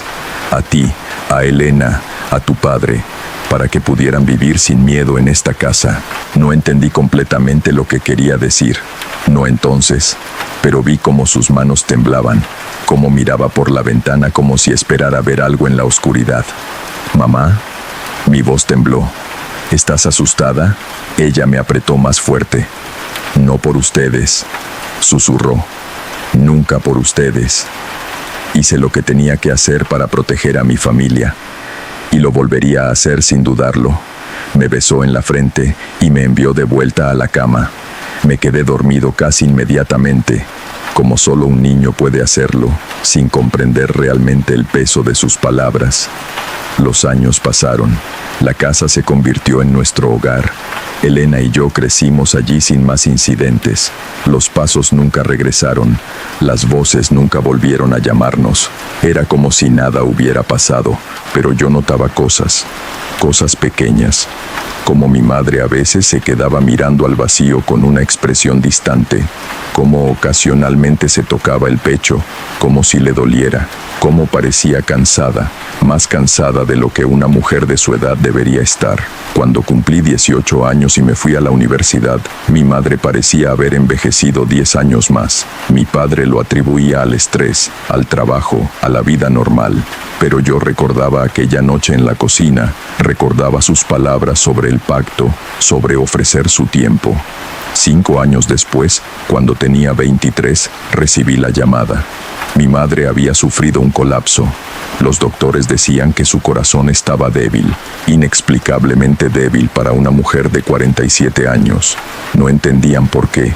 Todas las pruebas mostraban que debería estar saludable, pero su cuerpo simplemente se estaba apagando. Fui al hospital de inmediato. La encontré en la cama, conectada a múltiples máquinas pero consciente. Me sonrió cuando entré, esa misma sonrisa suave que recordaba de mi infancia. «Cuéntame sobre la universidad», dijo con voz débil. «¿Cómo van tus clases?». Hablamos de trivialidades durante un rato, pero finalmente no pude contenerme más. «Mamá», dije tomando su mano, «aquella noche en la cocina, cuando tenía 7 años, me dijiste que hiciste un pacto, que ofreciste 20 años de tu vida». Ella cerró los ojos y suspiró. Pensé que lo habrías olvidado. «Han pasado exactamente 20 años», susurré. «Desde que nos mudamos a esa casa hasta ahora, 20 años». Mi madre abrió los ojos y me miró directamente. En su mirada vi resignación, pero también paz. «Valió la pena», dijo. «Cada segundo, ustedes crecieron a salvo, felices, sin miedo. Eso es lo único que importaba. Pero tú sabías que esto pasaría».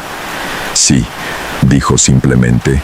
«Tu abuela me advirtió sobre el costo de los pactos. Nada es gratis en este mundo, Roberto, especialmente cuando tratas con lo que habita en las sombras. Pero era la única manera. Esa cosa en la casa no se iba a ir por sí sola, y no iba a dejar de intentar llevarse a uno de ustedes. Preferí darle lo mío a que tocara a mis hijos». Lágrimas corrían por mi rostro. «No es justo. La vida rara vez lo es», dijo ella, apretando débilmente mi mano. «Pero escúchame bien, Roberto. No te arrepientas por mí. No cargues con culpa. Yo tomé esta decisión con los ojos abiertos. Lo haría 1000 veces más. Ser madre significa hacer sacrificios. Este fue el mío». «¿Duele?», pregunté, apenas capaz de hablar. «No», mintió, pero yo sabía que mentía.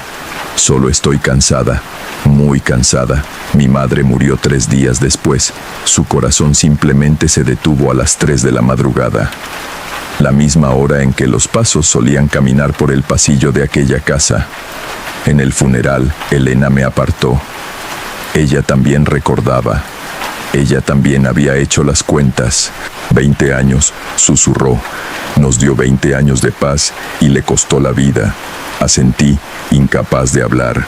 «¿Crees que ella sabía?», preguntó Elena. «¿Exactamente cuándo?». «Creo que siempre lo supo», respondí. Y creo que cada día, cada hora, sabía que se estaba acercando, pero nunca nos lo hizo sentir. Nunca nos hizo cargar con su sacrificio. Vendimos la casa poco después. No podíamos seguir viviendo allí, no después de saber el precio que se pagó por nuestra paz. El nuevo comprador era un hombre joven, soltero. Le advertimos que la casa tenía historia, pero él solo se rió y dijo que no creía en fantasmas. No sé si debía haberle contado más. No sé si los pasos regresaron después de que nos fuimos, o si el pacto de mi madre se extendía a cualquiera que viviera allí. No volví nunca para averiguarlo, pero a veces, en las noches silenciosas cuando el sueño no llega, pienso en mi madre. Pienso en cómo se sentó a la mesa de la cocina aquella noche, mirando por la ventana hacia la oscuridad, sabiendo lo que había hecho, sabiendo el precio que pagaría. Pienso en los 20 años que nos dio, 20 años de infancia normal, de adolescencia sin miedo, de noches tranquilas sin pasos en el pasillo, o voces imitando a nuestros seres queridos. Pienso en su amor, tan profundo que estuvo dispuesta a negociar con algo que no debería existir, a vender años de su propia vida para comprar la nuestra. Y me pregunto si, cuando llegó el final, cuando su corazón finalmente cedió en aquella habitación de hospital a las 3 de la madrugada, ella se arrepintió. Me pregunto si en sus últimos momentos pensó que el precio había sido demasiado alto, pero creo que conozco la respuesta. La vi en sus ojos aquella última vez que hablamos. La escuché en su voz cuando dijo que lo volvería a hacer 1000 veces más. Mi madre hizo un pacto, negoció con la oscuridad y pagó el precio completo, exacto, hasta el último segundo. Tengo ahora 32 años, 5 años más de los que ella pudo disfrutar después de salvarnos. Cada cumpleaños, cada año que vivo más allá de lo que ella vivió después de aquel pacto, lo siento como un regalo comprado con su sacrificio. Nunca he vuelto a aquella casa, nunca he querido saber qué pasó después de que nos fuimos, pero llevo conmigo sus últimas palabras, la lección final que me enseñó, que el amor verdadero requiere sacrificio, que proteger a quien amas a veces significa pagar un precio terrible, y que algunos pactos, aunque oscuros y dolorosos, valen cada segundo entregado. Mi madre me salvó, nos salvó a todos, y aunque el costo fue su vida, aunque el precio fue 20 años robados de su existencia, ella nunca vaciló, nunca dudó, nunca se arrepintió. Esa es mi historia, la historia de cómo mi madre hizo un pacto con algo que habitaba en las sombras de nuestra casa, la historia de cómo nos compró 20 años de paz con su propia vida. La historia de un sacrificio que nunca podré pagar, de un amor tan profundo que estuvo dispuesto a negociar con la oscuridad misma. A veces, cuando no puedo dormir, cierro los ojos y puedo escucharla. No los pasos arrastrados de aquella cosa en la casa, sino sus pasos suaves viniendo por el pasillo cuando era niño, acercándose para verificar que estuviéramos bien. Y en esos momentos, en el silencio de la noche, susurro las palabras que nunca pude decirle cuando estaba viva, las palabras que espero de alguna manera pueda escuchar donde sea que esté ahora. Gracias, mamá. Gracias por los 20 años. Gracias por tu sacrificio. Valió la pena. Tu sacrificio valió la pena. Esa es la historia que Roberto compartió conmigo. Me pidió que la narrara porque quería que otros supieran que el amor de una madre no tiene límites, incluso cuando esos límites se extienden más allá de lo que podemos comprender. Si alguna vez has experimentado un sacrificio similar, o si conoces a alguien que haya hecho algo extraordinario para proteger a su familia, me encantaría leer tu historia en los comentarios. A veces compartir estas experiencias nos ayuda a honrar a quienes ya no están con nosotros. Cuídate mucho y abraza a los que amas. Nunca sabes qué precio están dispuestos a pagar por tu seguridad. Nos escuchamos en la próxima historia.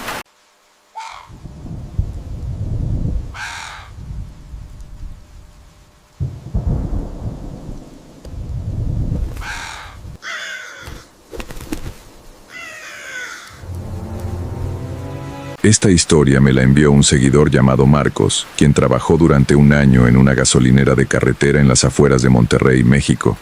Lo que me contó sobre sus turnos nocturnos es algo que cualquiera que haya trabajado solo de noche puede imaginar perfectamente. Y eso es precisamente lo que lo hace tan aterrador. Si alguna vez has trabajado solo en un turno nocturno y has sentido que algo no estaba bien, que había algo observándote desde la oscuridad, compártelo en los comentarios. Me fascina cómo los lugares más ordinarios pueden volverse completamente diferentes cuando cae la noche. Ahora, esta es la historia de Marcos, y lo que descubrió que visitaba la gasolinera cada madrugada, siempre a la misma hora, siempre pidiendo lo mismo. Me llamo Marcos y trabajé en una gasolinera de carretera durante 11 meses. Era un trabajo horrible, pero necesitaba el dinero. Acababa de salir de la universidad, tenía préstamos estudiantiles que pagar, y conseguir empleo en mi área era casi imposible. Así que cuando vi el anuncio de despachador nocturno con buen sueldo, apliqué inmediatamente. La gasolinera estaba en la carretera a Saltillo, aproximadamente a 30 kilómetros de Monterrey. Era una de esas estaciones pequeñas de una sola marca, con 4 bombas, una tiendita y un baño. Durante el día había 2 empleados. Durante la noche, de 11 de la noche a 7 de la mañana, estabas completamente solo. El dueño, don Raúl, era un señor de unos 50 años, serio pero decente. Cuando me contrató, me dio las instrucciones básicas: cómo operar las bombas, cómo manejar el efectivo, qué hacer en caso de emergencia. Me dio un radio para comunicarme con él si algo pasaba, aunque admitió que la señal era irregular en esa área. ¿Has trabajado solo de noche antes?, me preguntó. No, pero no tengo problema con eso. Él asintió, pero había algo en su expresión, una duda, una preocupación. Mira, Marcos, te voy a ser honesto. Es un trabajo solitario. Algunas noches no viene nadie durante horas. Y este tramo de carretera, a veces pasan cosas raras. ¿Qué tipo de cosas raras?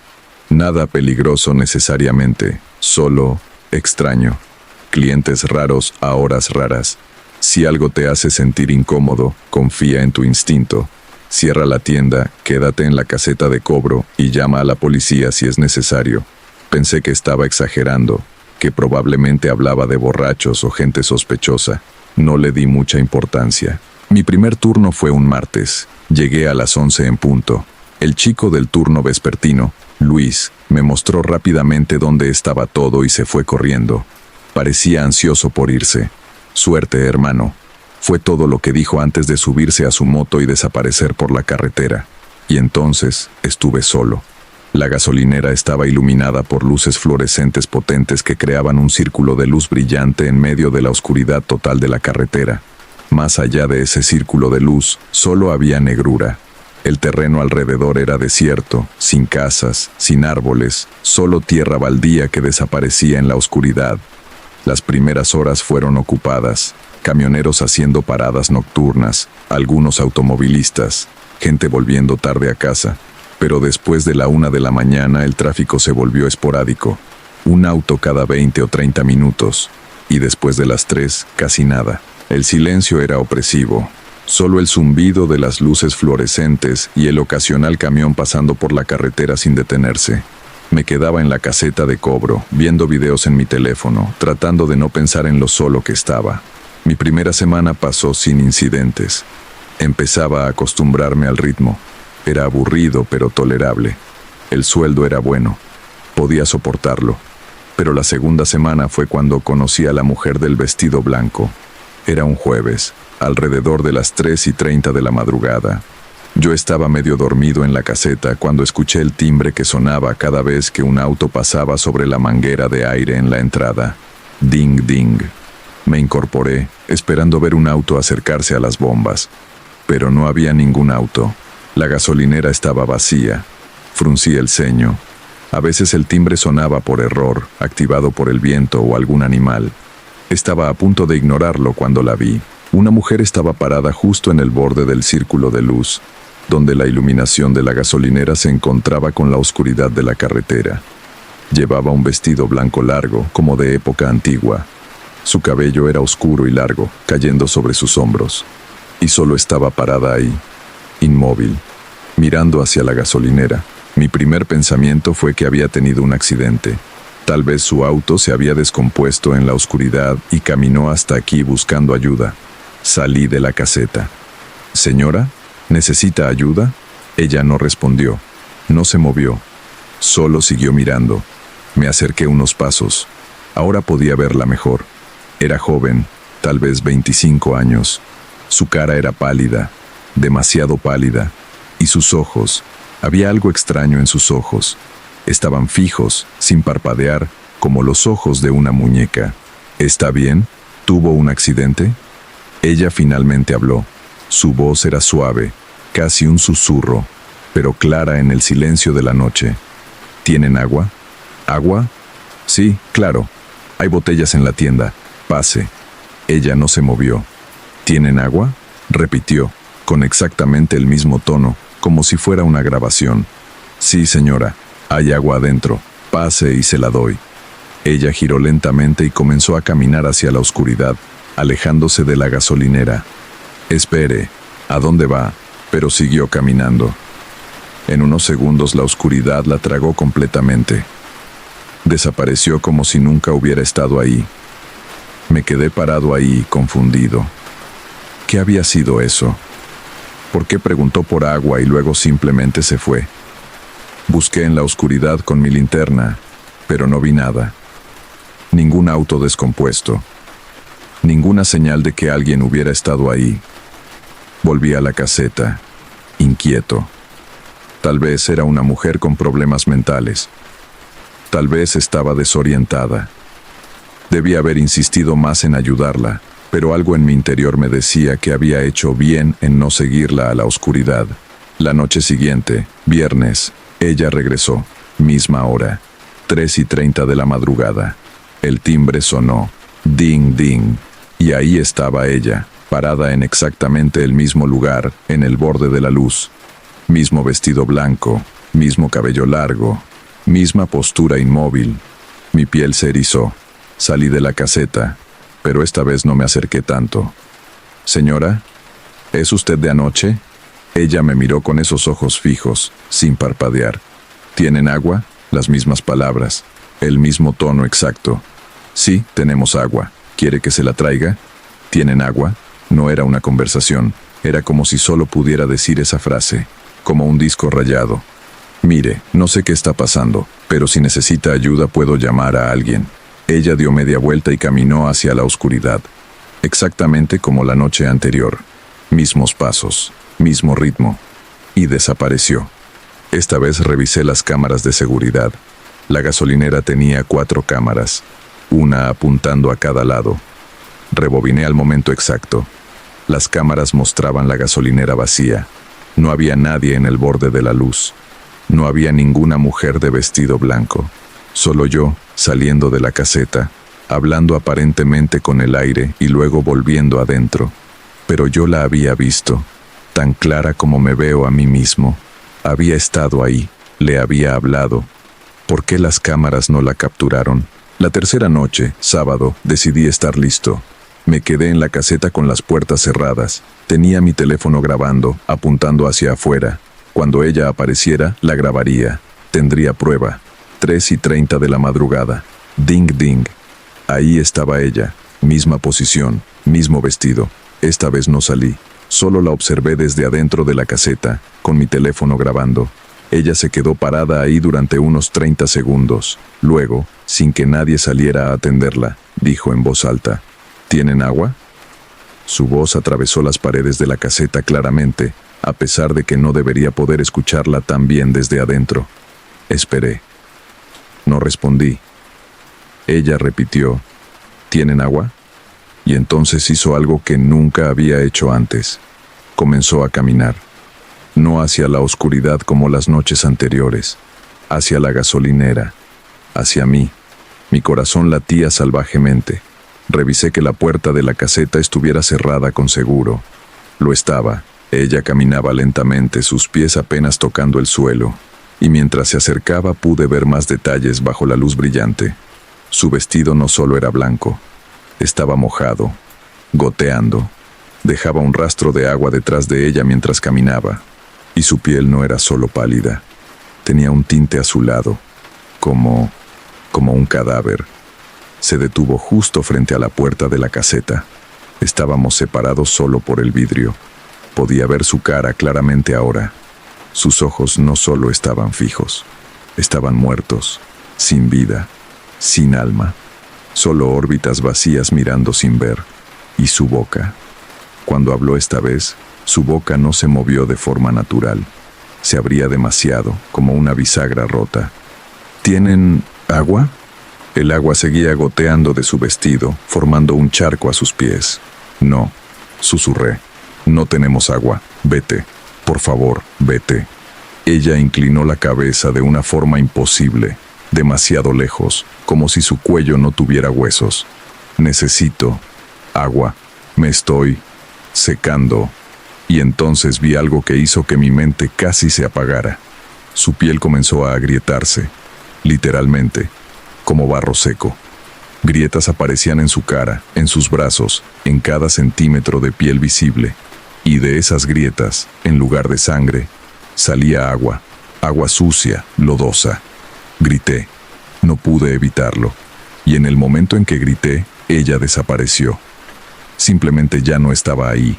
El charco de agua seguía en el suelo, pero ella se había ido. Temblaba incontrolablemente. Revisé mi teléfono. El video mostraba la gasolinera vacía. Ninguna mujer, ningún charco de agua. Solo yo, sentado en la caseta, mirando al vacío. Pero cuando abrí la puerta de la caseta, el charco de agua todavía estaba ahí, real, tangible. Podía tocarlo. Estaba frío y olía a estancado, como agua de un lago viejo. Llamé a don Raúl inmediatamente, a las 4 de la madrugada. «Marcos, ¿qué pasó? ¿Estás bien?» «No, no estoy bien. Hay algo aquí. Una mujer. Aparece todas las noches a las 3:30. Pregunta por agua. Y esta noche se acercó y yo vi». No podía explicarlo coherentemente. Don Raúl suspiró pesadamente. «La mujer del vestido blanco. Debí habértelo dicho desde el principio. ¿Tú sabes de ella? Todos los empleados nocturnos eventualmente la ven. Por eso nadie dura mucho tiempo en el turno de noche. El chico antes de ti solo aguantó 3 semanas. ¿Quién es? ¿Qué es?» «Hace como 15 años, una mujer se ahogó en un canal de irrigación cerca de aquí. Su auto se salió de la carretera durante una tormenta. El auto cayó en el canal y ella no pudo salir. La encontraron días después. Llevaba un vestido blanco, iba a una boda». «¿Y por qué aparece aquí?» «La gasolinera está construida justo donde estaba el canal. Lo rellenaron hace como 20 años y construyeron la estación encima. Creo que ella no sabe que el canal ya no existe. Sigue buscando agua. Sigue tratando de, no sé, tal vez volver a donde murió. ¿Por qué no me dijiste esto antes? Porque si te lo decía, no habrías aceptado el trabajo.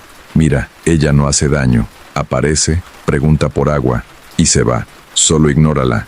Quédate adentro a las 3:30 y déjala hacer lo suyo». Pero esta noche se acercó y yo la vi. Empezó a agrietarse. Salía agua de su piel. Hubo una pausa larga. Nunca había escuchado que hiciera eso. Nunca se había acercado tanto a nadie. «Marcos, si quieres renunciar, lo entiendo completamente. Te pagaré las 2 semanas completas». Debí haber renunciado ahí mismo. Cualquier persona cuerda lo habría hecho, pero yo necesitaba el dinero desesperadamente.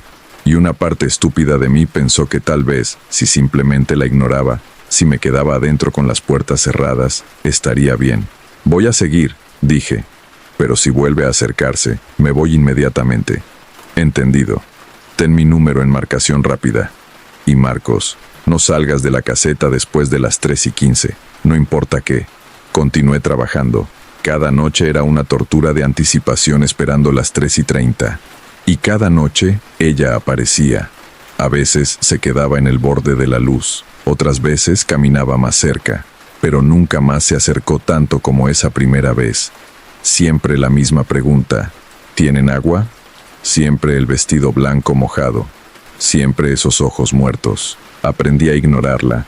Me ponía audífonos con música alta. No miraba hacia afuera entre las 3:30 y las 4. Simplemente esperaba a que pasara. Pero entonces, 2 meses después de empezar, algo cambió. Era una noche de lluvia. Tormenta fuerte, relámpagos, truenos. El tipo de noche donde casi nadie está en la carretera. Yo estaba en la caseta, escuchando la lluvia golpear el techo metálico. 3:30 de la mañana. El timbre no sonó. No podía sonar con la tormenta. Pero algo me hizo mirar hacia afuera. Ella estaba ahí, pero esta vez no estaba sola. Había otras figuras con ella. 5, tal vez 6, todas con ropa mojada, todas con esa piel pálida y azulada, todas mirando hacia la gasolinera, y todas comenzaron a caminar hacia mí al mismo tiempo. No, no, no, no, repetía, retrocediendo dentro de la caseta.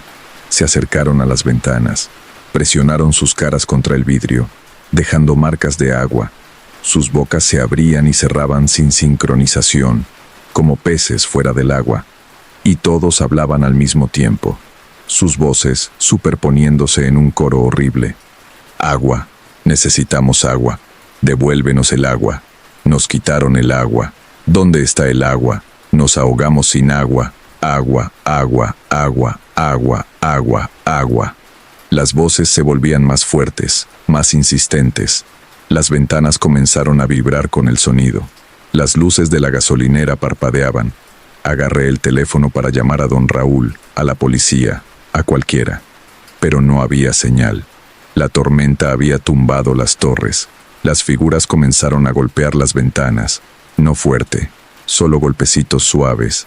Tap, tap, tap. Pero había algo más aterrador en esos golpes suaves que en golpes violentos. Tap, tap, tap. Déjanos entrar.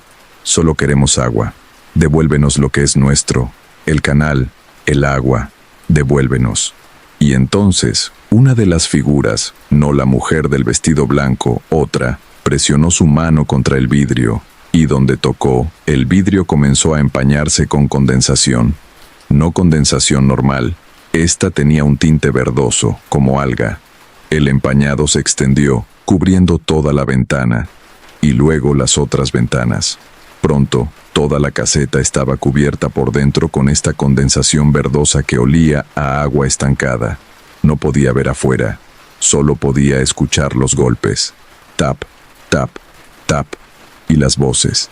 Agua, agua, agua. Me acurruqué en el piso de la caseta, con las manos sobre mis oídos, llorando. No soy orgulloso de admitirlo, pero estaba aterrado más allá de toda razón.